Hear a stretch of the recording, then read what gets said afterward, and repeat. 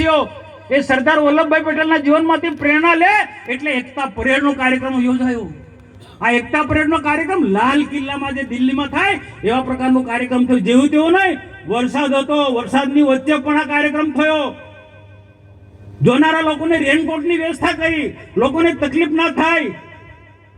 અદ્યતન પ્રકારના ટોયલેટની સુવિધા કે નર્મદા કિનારો હતો, કોઈ ગંદકી ના થાય, બીજું કોઈ ટીકા ટિપ્પણી ના થાય, એટલે સ્વચ્છતાને ધ્યાનમાં રાખીને અદ્યતન પ્રકારના ટોયલેટ ની ત્યાં સુવિધા કરવામાં આવી છે.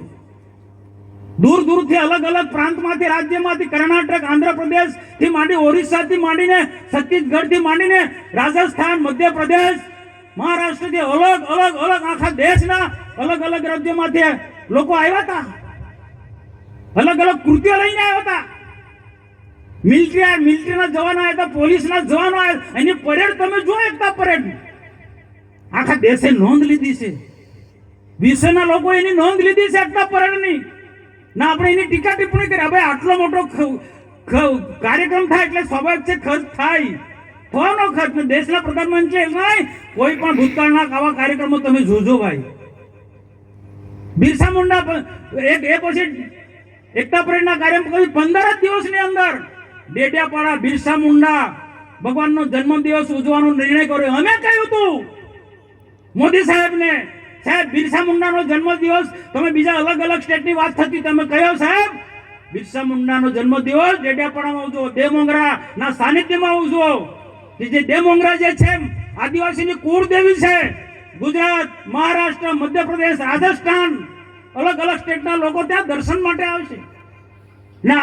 આદ્યાશક્તિ જગદંબાનું સ્વરૂપ છે. દુનિયાને બતાવવું છે કે આદિવાસીઓ પણ આદ્યાશક્તિની ઉપાસના કરે છે. કુળદેવી એમની દેવમોંગરા છે, શક્તિની ઉપાસના કરે છે. અમારી વાત સાંભળીને અહીંયા 15 જ દિવસમાં નિર્ણય કર્યો કે ડેડિયાપાડામાં બિરસા મુંડા જન્મ જયંતિનો કાર્યક્રમ ઉજવવો છે. બાકી આ કાર્યક્રમ આસામમાં બનતો હતો. નરેશભાઈને ખબર છે, મોતીભાઈને ખબર છે. મેં રોકાયો છે. મનસુખ વસાવે વિનંતી કરી મોદી સાહેબને કે સાહેબ ડેડિયાપાડામાં કોઈ ડરતી નથી, કોઈ ડરતી નથી. એક મેસેજ આપવો હતો. અને બીજી કોમ ઇતિહાસ બોલે છે, ઇતિહાસ બોલે છે. કોઈ પ્રૂફ આપે કે બિરસા મુંડાની ઓળખ કોણે આપી ભાઈ? 15-20 વર્ષ પહેલા બિરસા મુંડાને કોણ ઓળખતું હતું? 15-20 વર્ષ પહેલા બિરસા મુંડાને કોઈ ઓળખતું નતું. પણ બિરસા મુંડાની આખા દેશને ઓળખ આપી હોય, ફક્ત આદિવાસી સમાજ નહીં સમગ્ર સમાજને ઓળખ આપી હોય તો ભારતીય જનતા પાર્ટી નરેન્દ્રભાઈ મોદી સાહેબે ઓળખ આપી છે. હું ભારત સરકારનો મંત્રી હતો. અમે ભારત સરકારની ટીમ સાથે અમે બિરસા મુંડાના જન્મ સ્થળ પર અમે ગયા છે. 3 દિવસ સુધી એ વિસ્તારની અંદર અમે ફર્યા છે. અને બિરસા મુંડાનું આખું જીવન ચરિત્ર કઈ રીતના છે એનો અભ્યાસ કર્યો છે. ઠીક છે, આખો દેશ જોડાયો છે. બિરસા મુંડાના જીવનમાંથી પ્રેરણા આપણે લઈ રહ્યા છે. તો એ બિરસા મુંડાને ભગવાન કેમ માને છે? આજે બિરસા મુંડાને ભગવાન કેમ માને છે? અને દેશના પ્રધાનમંત્રીના શબ્દો તમે જોજો, ભગવાન બિરસા મુંડા કહે છે. ક્રાંતિકારી હતા, ક્રાંતિવીર, પણ ક્રાંતિ શબ્દ નથી બોલતા ભગવાન બિરસા મુંડા. કારણ કે એમનું વ્યક્તિત્વ એવું હતું. અંગ્રેજોની સામે લડાઈ લડ્યા, તીર કાંઠાની સેના તૈયાર કરી, પણ સાથે સાથે એમનું વ્યક્તિત્વ એવું હતું કે ગમે એટલો કોઈ બીમાર વ્યક્તિ હોય તો એને દવા આપે, ઔષધિ આપે, 2 દિવસની અંદર, 3 દિવસની અંદર એ મટી જાય. એ પ્રકારનું વ્યક્તિત્વ હતું. અને આ કાર્યના કારણે એમને લોકો ભગવાન માનતા હતા. તો એ બિરસા મુંડાનો જન્મ દિવસ ઉજવવાનો ડેડિયાપાડામાં નિર્ણય કર્યો. અને આપ બધા જાણો છો તેમ 1 લાખ સમાઈ શકે એટલો ડોમ બન્યો. કેમ ભાઈ? બીજા બધી જગ્યાએ બધા શહેરી વિસ્તારમાં ડોમ બને, એવો ડેમ આદિવાસી વિસ્તારમાં ડોમ ના બનવો જોઈએ? આદિવાસીઓ સારા ડોમમાં ના બેસી શકે? આદિવાસીઓ એક સારા ડોમમાં બેસે એના માટે પણ આગ્રહ અમારો હતો. સામાન્ય મંડપ નહીં જોઈએ, પ્રધાનમંત્રી આવે છે તે ડોમ સારો હોવો જોઈએ. એટલે તમે જોજો, ટીવીમાં જોયો છે કેટલો બફકાદાર આખો ડોમ હતો. અને આખા ડોમની અંદર લોકો ભરાઈ ગયા. પ્રદર્શનની અંદર, યાત્રાની અંદર આખા 25-30 હજાર લોકો હતા. 1 લાખ, 1.25 લાખ, 1.5 લાખ લોકો આજે 2 ટાઈમ જમાડ્યા આદિવાસીઓને. કેમ ભાઈ? આદિવાસીને જમાડ્યા એનો હિસાબ માંગો તમે, એનો હિસાબ માંગો છો. દેવમોંગરા માતાજીનું દર્શન કર્યો. આજે એ ત્યાં એ વિદ્યાર્થીની હતી. નરેશભાઈ પૂછ્યું કે મોદી સાહેબે શું પૂછ્યું? દેવમોગરા માતાજીના દર્શન કર્યા, પણ સાથે સાથે આસપાસના જે વિદ્યાર્થીઓ હતા, સારી સ્કૂલોના વિદ્યાર્થીઓને ત્યાં ભેગા કર્યા હતા. કોઈ રાજનીતિ નહોતા કરવા. આદિવાસી સમાજ કઈ રીતના આગળ વધી રહ્યો છે ત્યાં દેવમોગરા ચર્ચા કરી.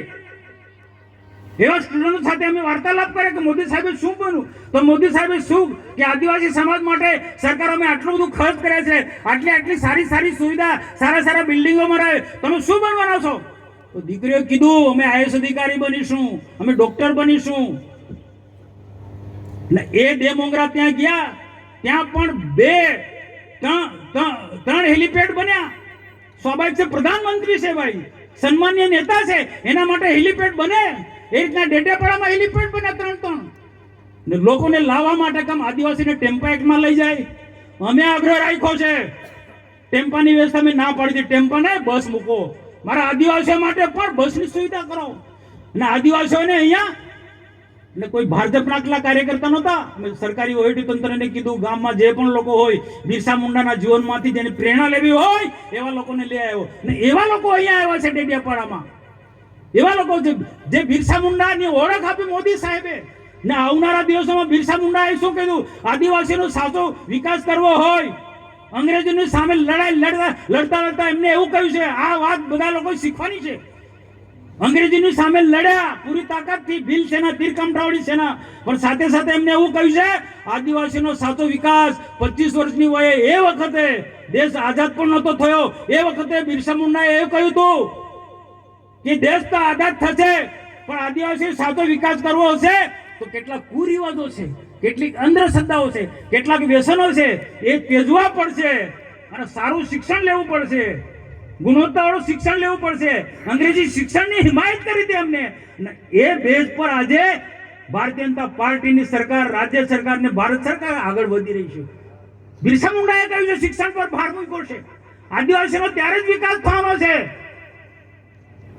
કુરિવાજો છે, અંધશ્રદ્ધા છે, કેટલાક વ્યસનો, ખોટા વ્યસનો છે, એ છોડી અને શિક્ષણ તરફ ધ્યાન આપવું પડશે. આ બિરસા મુંડાએ વાત કરી છે. અને આ વાત કહેવા માટે ડેડિયાપાડાની ધરતી પર દેશના પ્રધાનમંત્રી આવ્યા હતા. હિસાબ માંગો કોઈ વાંધો નથી, પણ છાસ વારે સોશિયલ મીડિયામાં, ટીવીમાં અને હિસાબ આપો, હિસાબમાં ભાઈ આગળ પ્રધાનમંત્રી નહીં, આદિવાસી સમાજનો અપમાન છે. આ સમગ્ર આદિવાસી સમાજનો અપમાન છે, બરોબર નથી. મને કોઈની ટીકા ટિપ્પણી કરવામાં મને એ રસ બી નથી, પણ કોઈ ટીકા ટિપ્પણી કરતો હોય તો એને જવાબ આપવાની અમારી ફરજ છે. સમાજની અંદર લોકોમાં કોઈ ગેરસમજ ઊભી થતી હોય તો એ દૂર કરવાની અમારી ફરજ છે. ભાઈ પ્રધાનમંત્રી આવે, ભાઈ પ્રધાનમંત્રી આવે તો એ પ્રકારનો કાર્યક્રમ બનવો જોઈએ કે નહીં? અને આદિવાસી વિસ્તારની અંદર આદિવાસી વિસ્તારને જમાયા છે, બે ટાઈમ જે મળે છે, તમામ પ્રકારની સુવિધા આપી છે, લાવવા લઈ જવાની બધી સુવિધા આપી છે. બહારની જે ટીમો આવી છે, બિરસા મુંડાના પરિવારના લોકો અહીંયા આવ્યા છે. અલગ અલગ રાજ્યોની સાંસ્કૃતિક આદિવાસી ટીમો એ ડેડિયાપાડામાં આવી છે ને નૃત્યો એમને કર્યા છે. આદિવાસી અલગ અલગ નૃત્યો અહીંયા બતાવ્યા છે એમને. એમને એમ કોઈ રાજનીતિ કરવા માટે કેવડિયાનો કાર્યક્રમ નથી બન્યો કે પછી ડેડિયાપાડાનો કાર્યક્રમ નથી બન્યો. બંને કાર્યક્રમમાં સરદાર વલ્લભભાઈ પટેલનો એકતા પરેડનો કાર્યક્રમ પણ રાષ્ટ્રીય પર્વ હતો ને બિરસા મુંડાનો પણ કોઈ રાજકીય પાર્ટીનો કાર્યક્રમ નહીં, રાષ્ટ્ર વિચારધારાનો ભરેલો કાર્યક્રમ હતો. જેમાંથી આવનારા દિવસોમાં 2047માં દેશ વિકસિત ભારત બનવાનો છે. તો બંને મહાપુરુષોમાંથી દેશવાસીઓ પ્રેરણા લે. સરદાર વલ્લભભાઈ પટેલ અને બિરસા મુંડાના જીવનમાંથી પ્રેરણા લે દેશવાસીઓ. એટલા માટે બંને મોટા કાર્યક્રમ કર્યા. તો આજના પ્રસંગે મારે ઉપસ્થિત સર્વેને મારી નમ્ર વિનંતી છે, પોલીસ જવાનો પણ ઉપસ્થિત છે, કાયદો અને વ્યવસ્થા જાણો, તમે ખૂબ મહેનત કરો, તમારા છોકરાની પણ ચિંતા કરજો ભાઈ. તમારા છોકરા પણ સારું ભણે, આવી સ્કૂલોમાં મોકલો, આઈએસ અધિકારી બને, આઈપીએસ અધિકારી બને, કલેક્ટર બને, ડીએસપી બને. કેમ ભાઈ આ ગરીબ